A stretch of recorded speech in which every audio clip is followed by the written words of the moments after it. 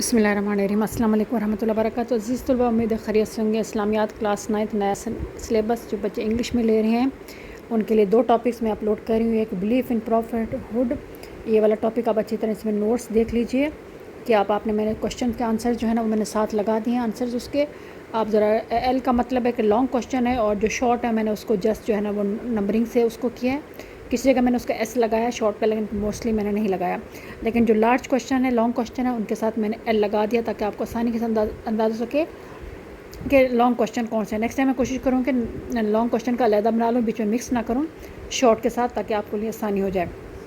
ये अगला belief in angels, उसके बाद डिवाइन बुक्स और सब कुछ, ये इसका सेकंड टॉपिक है। इसको भी देख लीजिए लॉन्ग और शॉर्ट का, ताकि आपको सब इंशाल्लाह ताला बहुत जल्द नई वीडियोज़ के साथ हाज़िर होंगी। पूरी वीडियो गौर से देखिए, अच्छी लगे तो शेयर कीजिए, लाइक कीजिए, कमेंट करना ना भूलिए।